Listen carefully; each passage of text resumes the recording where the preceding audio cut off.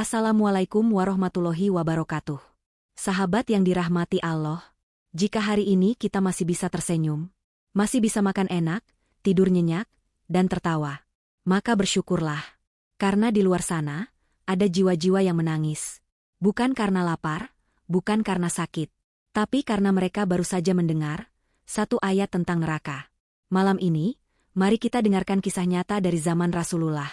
Tentang orang-orang pilihan yang begitu takut pada akhirat. Tentang Fatimah, Umar, Abu Bakar, dan seorang pemuda yang meninggal. Bukan karena pedang, tapi karena pedihnya firman Allah. Kisah ini bukan untuk membuatmu takut berlebihan, tapi untuk menyadarkan bahwa hidup ini singkat, dan akhirat terlalu nyata untuk kita abaikan. Suara Rasulullah menggema di tengah para sahabat, suaranya berat namun penuh cinta. Hai kaumku! Carilah surga sepenuh kemampuan kalian, dan hindarilah neraka dengan segala daya yang kalian miliki. Tak ada yang bergerak. Semua mata tertunduk. Hati-hati yang lembut seolah dipeluk rasa takut dan harapan. Rasul melanjutkan, orang yang benar-benar menginginkan surga, tak akan tidur nyenyak. Dan yang ingin selamat dari neraka, juga tak akan berani lalai. Lalu suara beliau melembut, namun maknanya mengguncang. Sesungguhnya, surga itu dikelilingi oleh hal-hal yang tidak kalian sukai. Dan neraka itu dikelilingi oleh kesenangan-kesenangan yang menipu. Dalam riwayat lain, Rasulullah menggambarkan hari paling agung, saat penduduk surga memasuki tempat yang dijanjikan. Maka diserukan pada mereka, kalian akan hidup selamanya, tanpa kematian. Kalian akan sehat, takkan pernah sakit. Kalian akan muda, takkan pernah tua. Dan kalian akan merasakan nikmat, tanpa rasa sedih, selamanya. Dan itu baru permulaan. Rasul menyampaikan firman Allah. Tak seorang pun tahu, nikmat luar biasa apa yang telah Allah sembunyikan sebagai kejutan, untuk mereka yang bersabar dan taat. Quran Surat As-Sajdah 17. Di suatu malam yang hening, Rasulullah Shallallahu alaihi wasallam duduk bersama para sahabat.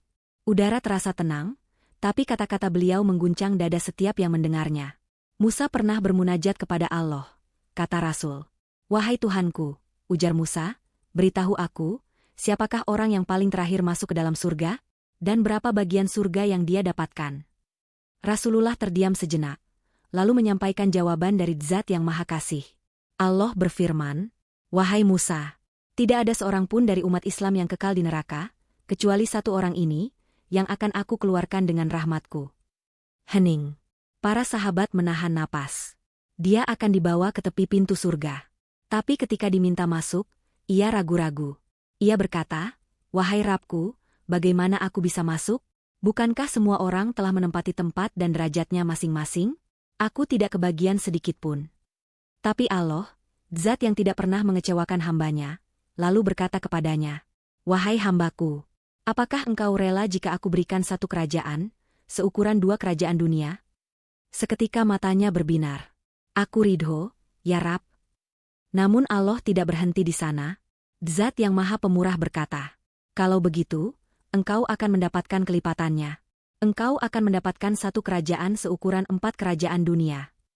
Mata para sahabat membelalak, takjub, dan haru. Lalu Rasulullah menambahkan, penyusun kitab mengatakan, kerajaan itu seukuran wilayah Khurasan, Irak, Yaman, dan Syam. Betapa besarnya rahmat Allah untuk seorang hamba terakhir, yang sebelumnya terseret ke dalam neraka. Tapi karena sebutir keimanan yang masih ada, ia diangkat, lalu dihadiahi surga yang luasnya seperti bumi dibelah menjadi 4 negeri besar. Bagaimana mungkin kita tidak ingin masuk surga? Sedangkan satu orang terakhir saja mendapat balasan melebihi seluruh kekayaan dunia yang kita lihat hari ini? Namun Rasul tidak berhenti di situ. Beliau berkata, membicarakan tentang surga memang tak akan ada habisnya. Namun, suara beliau menurun, menegang, perlu juga membicarakan tentang neraka. Seketika suasana berubah. Langit malam seperti ikut membisu. Wajah-wajah sahabat mengeras, karena mereka tahu, apa yang akan disampaikan Rasul, bukan hal ringan. Sebuah ayat baru saja diturunkan. Rasulullah menangis karenanya. Dan sesungguhnya, Jahanam itu benar-benar tempat yang telah diancamkan kepada mereka semua. Quran Surat Al-Hijr 43. Tangisan Rasul menggema. Para sahabat ikut menangis. Tak satu pun dari mereka berani bertanya. Karena mereka tahu, wahyu yang turun malam itu bukan berita gembira. Dan ini baru permulaan. Udara malam itu terasa berat. Seolah langit pun ikut menunduk karena tangisan Rasulullah Shallallahu alaihi wasallam yang tak kunjung reda.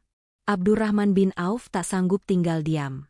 Ia melangkah cepat, mendatangi rumah Fatimah, putri tercinta Rasulullah. Dengan napas terengah ia mengucap salam, "Assalamualaikum, wahai putri Rasulullah." Fatimah menjawab dari balik pintu, "Alaikassalam. Siapa engkau?" "Aku, Abdurrahman bin Auf." "Wahai Fatimah." Rasulullah sedang menangis, bersedih, "Aku tidak tahu wahyu apa yang dibawa Jibril untuknya." Seketika wajah Fatimah berubah pucat. Ia menjawab pelan, "Tunggu sejenak, aku akan bersiap." Ia mengambil satu-satunya selimut usangnya, yang penuh tambalan. 12 tambalan pelepah kurma menghiasi kain tebal nan lusuh itu. Tapi itulah satu-satunya pakaian yang ia miliki untuk keluar menemui ayahandanya. Saat Fatimah keluar rumah, Umar bin Khattab melihatnya. Ia menunduk, lalu berkata lirih, "Duhai kasihan sekali, putri para kaisar mengenakan sutra, sedang putri Rasulullah hanya mengenakan selimut bertambal daun kurma." Fatimah tidak menjawab. Ia terus melangkah menuju ayahandanya. Air matanya mulai menetes sebelum sempat bicara. Sesampainya di hadapan Rasulullah, ia bertanya dengan suara yang tertahan, "Wahai ayah, apakah Anda tidak tahu? Umar heran dengan pakaianku." Lalu ia melanjutkan dengan suara getir, "Demi Allah, sudah 5 tahun aku dan Ali hidup tanpa tikar. Hanya ada selembar kulit kambing. Siang kami gunakan untuk alas unta, malam kami bentangkan untuk tidur. Bantal kami adalah tulang. Perabot kami hanya dari pelepah kurma." Rasulullah menatap Fatimah dengan penuh kasih. Beliau menoleh ke arah Umar dan berkata, "Hai Umar, tinggalkan putriku. Barangkali ia sedang tidak merasa nyaman." Lalu Fatimah bertanya dengan air mata yang mengalir, "Wahai Rasulullah, apa yang membuatmu menangis?" Dan jawaban itu akhirnya keluar. "Bagaimana aku tidak menangis, wahai Fatimah, ketika Jibril menyampaikan ayat ini padaku. Dan sesungguhnya jahanam itu benar-benar tempat yang telah diancamkan kepada mereka semua." Quran Surat Al-Hijr 43. Suasana menjadi sunyi. Tak ada yang berani berbicara. Hanya air mata yang turun deras dari pipi Fatimah. Ia menatap wajah ayahandanya, lalu berkata, "Wahai Rasulullah, beritahukan padaku satu pintu dari pintu-pintu jahanam itu." Rasulullah menghela napas panjang, lalu bersabda, "Wahai Fatimah, pintu jahanam yang paling ringan terdiri dari 70.000 gunung api. Dan di setiap gunung terdapat 70.000 jurang api. Di setiap jurang ada 70 juta lereng api. Dan pada setiap lereng ada 1.000.000 kota api. Di setiap kota ada 70 juta bangunan api. Di dalam tiap bangunan ada 1.000.000 rumah api. Di dalam setiap rumah ada 70 juta kamar api. Dan dalam tiap kamar ada 70 juta peti api, yang masing-masing berisi 70 juta jenis siksaan, dan siksaan itu akan menjelma menjadi makhluk yang menyiksa."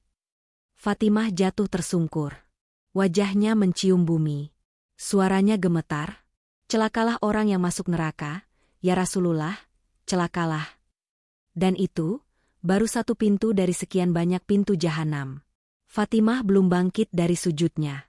Tubuhnya gemetar hebat, air matanya membasahi tanah. Kata-kata Rasulullah tentang satu pintu neraka begitu dalam menancap di hatinya. Ia adalah wanita yang paling mulia di sisi ayahnya. Tapi saat mendengar satu bagian kecil dari neraka, ia merasa seolah tubuhnya tak sanggup menanggungnya. Di sisi lain, Umar bin Khattab terdiam. Wajahnya pucat. Lalu ia menatap ke bawah, menggenggam jubahnya, dan berkata dengan suara yang bergetar, "Andai aku adalah seekor kambing gibas milik keluargaku, lalu mereka menyembelihku, memotong-motong tubuhku, dan menghancurkan tulang-tulangku, maka aku tak perlu mendengar tentang neraka jahanam." Sahabat yang lain, Abu Bakar As-Siddiq, ikut maju. Ia adalah lelaki yang paling lembut hatinya, paling halus imannya. Namun saat mendengar tentang neraka, ia juga tak sanggup menahan tangisnya. "Wahai Rasulullah," ucapnya, "andai aku adalah seekor burung di padang luas, yang hanya makan buah-buahan, minum dari air sungai, dan tidur di cabang-cabang pohon, kemudian mati tanpa dihisap, tanpa disiksa, maka itu lebih aku sukai, daripada mendengar tentang jahanam ini. Kemudian Ali bin Abi Thalib, sang pemberani di medan jihad, ikut mengangkat suara.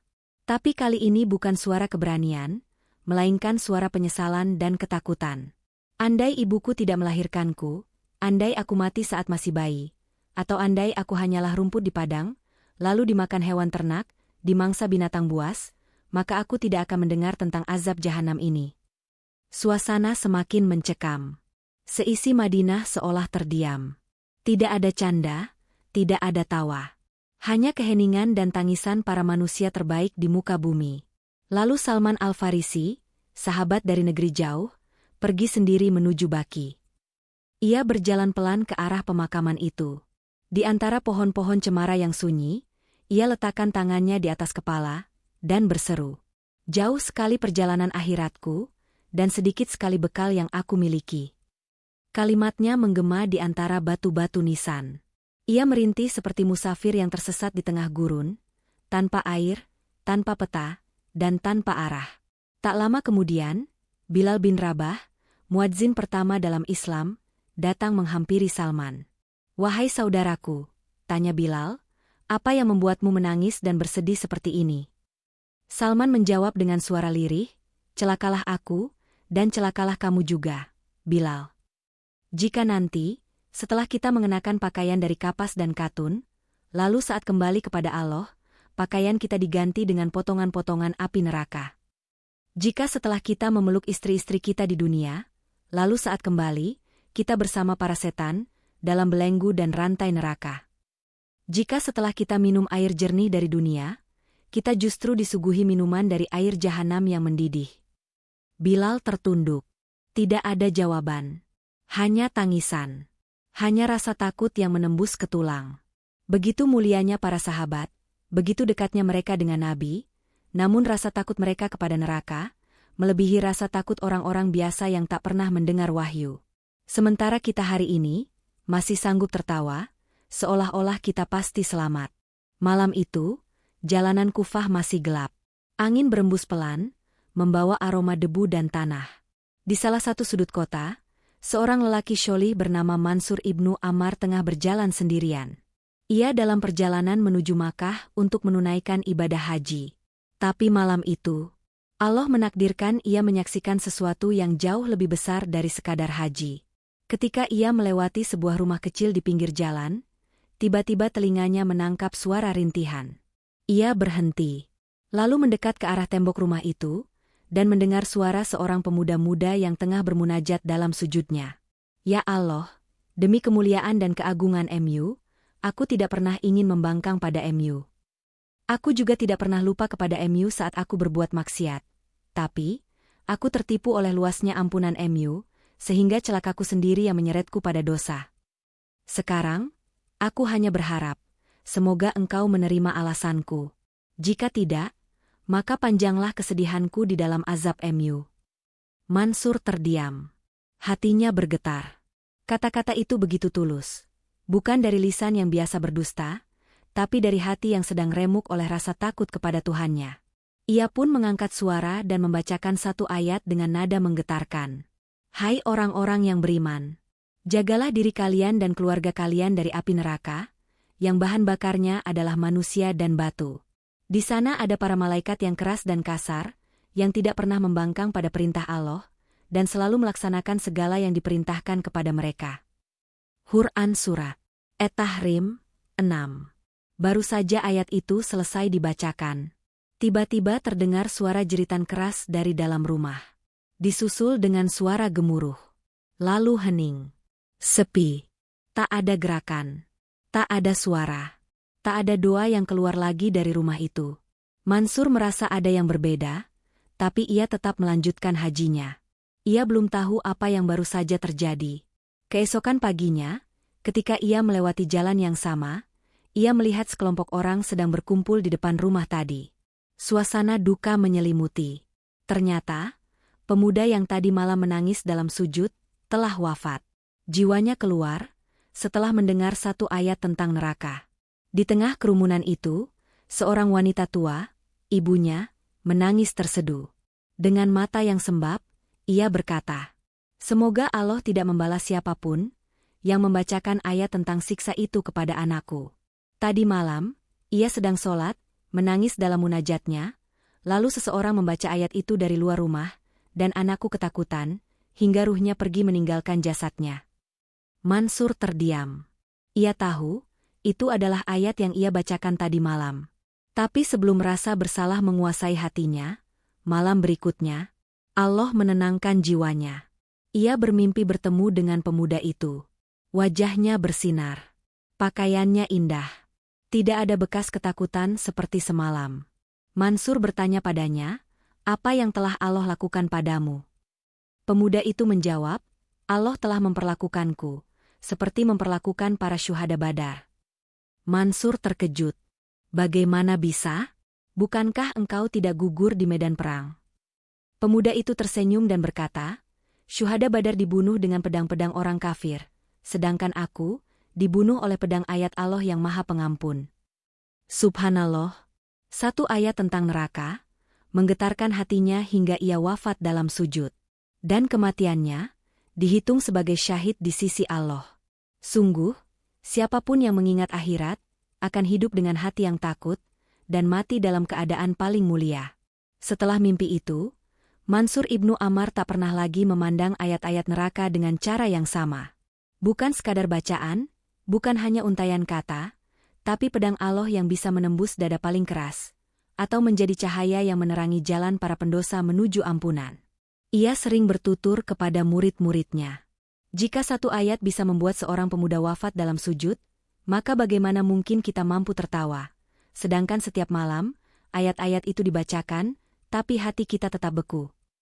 Malam demi malam Mansur terus mengenang kejadian itu. Ia terbayang wajah pemuda itu, yang sebelumnya hanya seorang pendosa, namun wafat sebagai pecinta Allah, dan disambut dengan kemuliaan para syuhada. Ia berkata kepada dirinya sendiri, "Celakalah aku, jika hanya bisa membaca tanpa merasa. Celakalah aku, jika hanya bisa menghafal tanpa menggigil." Malam berikutnya, Mansur berjalan sendiri lagi, melewati jalan yang sama. Tapi kali ini, ia melangkah lebih pelan. Ia menatap langit dan berbisik lirih, "Wahai Zat yang Maha Penyayang, adakah ayat yang akan menundukkan hatiku, seperti engkau tundukkan hati pemuda itu?" Tiba-tiba ia teringat sabda Rasulullah Shallallahu alaihi wasallam. "Sesungguhnya neraka dikelilingi oleh hal-hal yang menyenangkan hawa nafsu, dan surga dikelilingi oleh hal-hal yang tidak disukai jiwa." Betapa sering manusia berlari pada kesenangan, tanpa tahu bahwa di balik itu ada jurang. Dan betapa banyak orang menjauh dari ibadah, hanya karena terasa berat, padahal itu jalan menuju surga. Mansur termenung. Ia sadar, neraka bukan hanya tempat, tapi peringatan. Dan surga bukan hanya tujuan, tapi ujian. Ia teringat kembali gambaran Rasulullah tentang penghuni terakhir yang masuk surga, yang bahkan setelah keluar dari neraka, masih merasa tak layak mendapat tempat. Namun Allah memberinya satu kerajaan, lalu dilipat gandakan, hingga seukuran 4 kerajaan dunia. Sementara di sisi lain, ada satu pintu neraka, yang ringan saja, mengandung jutaan lapis api, kota-kota azab, dan jenis-jenis siksaan yang tak pernah terbayang di kepala manusia. Allah tidak sedang menakut-nakuti, tapi sedang menunjukkan kasih sayangnya, dengan memberitahu tempat yang seharusnya kita hindari, dan tempat yang seharusnya kita perjuangkan. Lalu pertanyaannya bukan lagi, mampukah kita masuk surga? Tapi, masihkah kita tega mengabaikan peringatannya? Sebagian sahabat Nabi tidak sanggup mendengarkan gambaran jahanam. Mereka berharap dilahirkan sebagai kambing, burung, atau rumput, hanya agar tidak perlu menghadapi hari perhitungan. Tapi kita masih tertawa, masih lalai, masih menunda taubat. Padahal siapa tahu, kita sedang berdiri di ambang pintu yang salah. Sahabat fillah, begitulah kisah para pecinta akhirat. Mereka menangis saat kita tertawa. Mereka takut saat kita lengah.